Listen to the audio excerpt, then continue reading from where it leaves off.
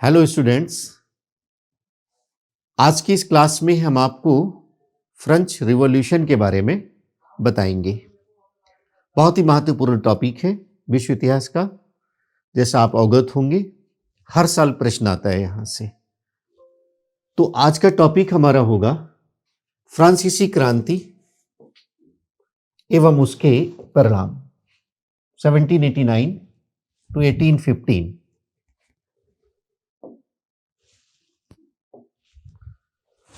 The French Revolution and aftermath 1789 to 1815। तो ये topic, जैसे इसका टाइम आप देखें, 1789 से लेकर के 1815 तक एक लंबा समय है।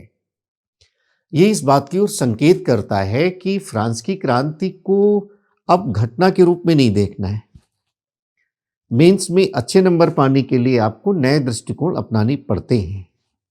तो आज का जो इतिहास है, वर्तमान में जो आपको अप्रोच लेकर चलना है, वो फ्रांस की क्रांति को एक घटना के रूप में नहीं देखना है, बल्कि आपको एक प्रोसेस के रूप में देखना है, एक प्रक्रिया के रूप में देखना है। ये टाइम इसी की ओर संकेत करता है। तो एक बहुत लंबा समय हो जाता है 1789 टू 1815। टॉपिक में फ्रांसीसी क्रांति एवं इसके परिणाम। अब ये बहुत महत्वपूर्ण है परिणाम। इसमें से आपका सब टॉपिक हो जाता है।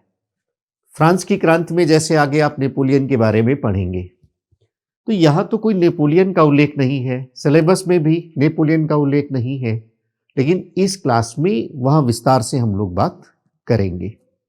तो क्या बात करने वाले हैं फ्रांस की क्रांति में, उसको पहले हम लोग समझ लेते हैं।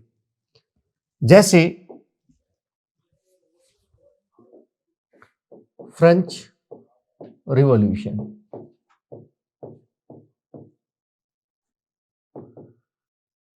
इसको हम लोग दो पार्ट में देखेंगे, पार्ट 1 एंड पार्ट 2। पार्ट 1 को समझने का प्रयास करेंगे, कैसे तैयार करना है, क्या क्या बातें इसमें हमको काम करना है, किन मुद्दों पर काम करना है। और पार्ट 2 यहां हम लोग देखेंगे कैसे इसको तैयार करना है। अब पार्ट 1 में तो हम फ्रेंच रिवॉल्यूशन की बात करेंगे, सीधे सीधे जो आपका शब्द है फ्रांस की क्रांति। फ्रांस की क्रांति, इसकी बात करेंगे। किन किन मुद्दों पर बात करेंगे, अभी विस्तार से हम चर्चा करते हैं। इसके बाद जो पार्ट 2 है, जो आगे हम लोग बात करेंगे, उसमें क्या बात करेंगे। अब ये जो फ्रांस की क्रांति है, इसका जो परिणाम, उस परिणाम में आप देखेंगे कि एक व्यक्तित्व उभर कर आता है, नाम है नेपोलियन। अब नेपोलियन और नेपोलियन से जुड़े हुए बहुत सारे मुद्दे हो जाते हैं मेंस में। सिलेबस में तो नाम भी नहीं लिखा है, लेकिन ये परिणाम के तहत ही आएगा। यानी फ्रांस की क्रांति का एक परिणाम है नेपोलियन। नेपोलियन, अब ये भी हमारे मेंस के लिए बहुत महत्वपूर्ण हो जाता है। बहुत सारे मुद्दे यहां से बनेंगे। जैसे अभी हमने आपसे कहा, फ्रांस की क्रांति का परिणाम अपने आप में एक मुद्दा। कैसे परिणाम, नेपोलियन को क्रांतिपुत्र भी कहा जाता है। यही सब हम लोग डील करेंगे। तो यहाँ जो टॉपिक बनेंगे, जैसे राइज ऑफ नेपोलियन, नेपोलियन का उत्कर्ष कैसे हुआ, एक सामान्य आदमी कैसे फ्रांस का सम्राट बनता है, इसको हम लोग देखेंगे। अगर फ्रांस में क्रांति नहीं होती तो नेपोलियन का जन्म नहीं होता। इस प्रकार की बात हम लोग यहाँ पर करेंगे। नेपोलियन का जब उत्कर्ष होता है तो वह कॉन्सुलेट की स्थापना करता है, एक कौंसल के रूप में काम करता है। और कौंसल के रूप में कौन कौन से रिफॉर्म्स करता है, कौन कौन से सुधार करता है, उन पर हम लोग बात करेंगे। यानी जिसको हम सामान्य शब्दों में कह सकते हैं नेपोलियन के सुधार। सम्राट के रूप में जो कार्य करता है, जो विदेश नीति अपनाता है, जो सुधार करता है, उनकी हम लोग यहाँ बात करेंगे। नेपोलियन कोड वगैरह सब उसी में आ जाएगा। उसके बाद जैसे आगे नेपोलियन कार्य कर रहा है, तो क्रांति का ही प्रोडक्ट है। नेपोलियन क्रांतिपुत्र के रूप में एक प्रश्न है, लेकिन कुछ ऐसे भी कार्य करता है कि इतिहासकार कहते हैं कि ऐसा पुत्र है जो अपनी माता की हत्या स्वयं कर देता है। यानी हम लोग बात करेंगे नेपोलियन क्रांतिपुत्र के रूप में और आगे यह भी बात करेंगे नेपोलियन क्रांति हंता के रूप में, यानी ऐसा पुत्र जिसने अपनी माता की हत्या स्वयं कर दी। ऐसे प्रश्नों को यहाँ डील करेंगे। आगे आप नेपोलियन की पतन के बारे में बात करेंगे और वहाँ से जुड़ा होगा कॉन्टिनेंटल सिस्टम, महाद्वीपीय व्यवस्था, स्पेन का युद्ध जिसको आप प्रायद्वीपीय युद्ध कहते हैं, मास्को अभियान, पतन की कौन कौन से कारण हैं, और जब नेपोलियन परास्त होता है तो वीना की संधि होती है। वहां तक ये विषय हमारे बनेंगे, इसको हम पार्ट 2 में डील करेंगे। मेंस में अच्छे नंबर पाने के लिए हमने पहले ही आपको बताया है कि आपको जिस भी मुद्दे पर काम करना है, जैसे यहाँ हमारा मुद्दा है, हमारा इशू है फ्रेंच रिवॉल्यूशन, तो सबसे पहले हमें यही स्पष्ट होना चाहिए कि हमें क्या क्या काम करना है, किन बिंदुओं पर काम करना है, कौन से पहलू यहाँ से बनेंगे, कैसे क्वेश्चंस यहाँ पर आए हैं, उन पर हम लोग नजर डालेंगे और उसके बाद कार्य शुरू करेंगे। ये तो पार्ट 2 होने वाला है।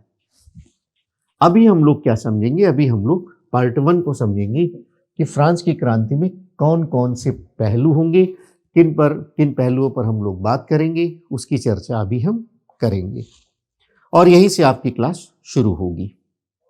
इन सारे टॉपिक्स को लेने के बाद हम लोग पार्ट 2 पर काम करेंगे। तो आइए देखते हैं हम लोग किन किन मुद्दों पर बात करने वाले हैं। अब फ्रांस की क्रांति एवं उसके परिणाम, इसमें जिन पहलुओं पर बात करेंगे उनमें आप देखिए, सबसे पहले पुरातन व्यवस्था की बात करेंगे, एंशियंट रिजाइम, यानी क्रांति के पहले जो व्यवस्था वहां विद्यमान है फ्रांस में, उसको एंशियंट रिजाइम कहते हैं। तो व्यवस्था अगर ठीक ठीक होती तो क्रांति क्यों होती? कुछ ना कुछ विसंगतियां रही होंगी, कमियां रही होंगी, कुछ सामाजिक व्यवस्था में दोष रहे होंगे, राजनीतिक व्यवस्था में कमियां रही होंगी, धार्मिक व्यवस्था में कुछ कमियां रही होंगी। इस तरह से यहाँ हम देखेंगे कि क्या सामाजिक व्यवस्था है, क्या राजनीतिक व्यवस्था है, क्या आर्थिक व्यवस्था है, अन्य प्रकार की जो बातें हैं आर्थिक व्यवस्था के बारे में भी हम लोग यहाँ बात करेंगे और उन अन्याय, अनीति, अत्याचार को समझने का प्रयास करेंगे जिससे जनता पीड़ित है और परिणाम क्या होता है, क्रांति होती है। तो सबसे पहले हम लोग एंशियंट रिजाइम को ही समझने का प्रयास करेंगे। इसके बाद हम लोग बात करेंगे फ्रांस की राज्य क्रांति के कारण, causes of the French revolution, कौन कौन से कारण हैं। एंशियंट रिजाइम से ही इसका उत्तर आएगा। सामाजिक व्यवस्था की क्या विसंगतियां हैं, सामाजिक कारण कौन कौन से हैं, राजनीतिक कारण कौन कौन से हैं, ये सब यहाँ अध्ययन करेंगे। आर्थिक कारण कौन कौन से हैं, बौद्धिक कारण कौन कौन से हैं, ये सब यहाँ बात करेंगे। तात्कालिक कारणों की बात यहाँ पर करेंगे। तो इसको विस्तार से, ये हमारा मुद्दा यहाँ से बनेगा। इसके बाद फ्रांस की राज्य क्रांति पर विदेशी घटनाओं का प्रभाव। फ्रांस की क्रांति के कारणों में ही हम इस बात की चर्चा करेंगे कि अमेरिकी क्रांति का क्या प्रभाव पड़ता है फ्रांस की क्रांति पर, अमेरिका की घटनाएं कैसे प्रेरित करती हैं फ्रांस की क्रांति को। तो ये टॉपिक मुख्य रूप से यहीं से जुड़ा हुआ है, इसी का सब टॉपिक आप समझ सकते हैं। आपके यहाँ जैसे फ्रांस की क्रांति को अमेरिकी क्रांति ने कैसे प्रज्वलित किया, ऐसे प्रश्न आते हैं मेंस में, तो उनका हल यहीं से प्राप्त होगा। इसके बाद हम लोग बात करेंगे फ्रांस की राज्य क्रांति में लुई 16 उस समय का वहां का शासक था, उसकी क्या भूमिका है। फ्रांस की क्रांति जब 1789 में हो रही है तो वहाँ बुर्बो वंश का एक शासक है लुई 16वां, तो उसकी जिम्मेदारी क्या है क्रांति में, उसकी रिस्पॉन्सिबिलिटी क्या है, इस पर बात करेंगे। अनेक इतिहासकार कहते हैं कि अगर लुई 16वां योग्य होता या थोड़ा कठोर निर्णय करता तो निसंदेह क्रांति को रोका जा सकता था या थोड़ा डिले किया जा सकता था, इस प्रकार की बात की जाती है। तो हम लोग उस पर यहाँ पर चर्चा करेंगे। तो फ्रांस की क्रांति की पार्ट 1 में और हम लोग क्या बात करेंगे उसको देख लेते हैं। फ्रांस में क्रांति क्यों हुई भाई? रिवॉल्यूशन हैपेंड इन फ्रांस, यानी इसका अर्थ ये है, इस प्रश्न में आपको क्या डील करना है कि पूरे यूरोप में अगर आप देखें तो जो एंशियंट रिजाइम है वो लगभग वैसी विशेषताएं पूरे यूरोप में है। सामाजिक विसंगतियां, राजनीतिक विसंगतियां, धार्मिक विसंगतियां, आर्थिक विसंगतियां पूरे फ्रांस में। आम लोगों की हालत तो और ज़्यादा खराब है, फ्रांस से ज़्यादा खराब है अन्य देशों में, लेकिन क्रांति फ्रांस में हो रही है। तो ऐसे प्रश्नों को यहाँ डील करेंगे कि अन्य देशों में क्रांति क्यों नहीं हुई, फ्रांस में क्रांति क्यों हुई, और पूरे के पूरे विश्व इतिहास में आपको ऐसे प्रश्नों का सामना करना पड़ता है। जैसे आप इंडस्ट्रियल रिवॉल्यूशन जब आप करेंगे, औद्योगिक क्रांति करेंगे, जो कि सबसे पहले इंग्लैंड में हुई, तो वहाँ भी प्रश्न बनेगा कि औद्योगिक क्रांति इंग्लैंड में ही क्यों प्रारंभ हुई, वहाँ से प्रश्न बनेगा। आप पुनर्जागरण करेंगे तो वहाँ भी प्रश्न बनेगा कि पुनर्जागरण इटली में सबसे पहले क्यों। तो ऐसे प्रश्न बनते हैं वर्ल्ड हिस्ट्री में, तो इस प्रश्न को हम लोग यहाँ डील करेंगे। इसके बाद क्रांति के स्वरूप के बारे में, नेचर के बारे में, nature of the French revolution, ये बड़ा महत्वपूर्ण आपका होगा। अब डायरेक्ट क्वेश्चन तो नहीं आते हैं यूपीएससी में, आप पेपर देख रहे हैं, जिस तरह से बदलाव हैं उनको आपने देखा, तो ये पहलू बहुत ही महत्वपूर्ण होगा। अगर आपसे कह दें कि फ्रांस की क्रांति को सामाजिक क्रांति माना जा सकता है, तो उसका जवाब यहीं से आएगा। अगर वो कहते हैं कि फ्रांस की क्रांति घटना नहीं अपितु प्रक्रिया है, तो ये नेचर से ही निकल के आएगा। अगर आपसे प्रश्न करते हैं कि क्या फ्रांस की क्रांति मध्यम वर्गीय क्रांति है, तो ये नेचर से ही इन प्रश्नों का हल हमें प्राप्त होगा। तो बहुत महत्वपूर्ण विषय होने वाला है क्रांति का स्वरूप और उसकी प्रकृति के बारे में।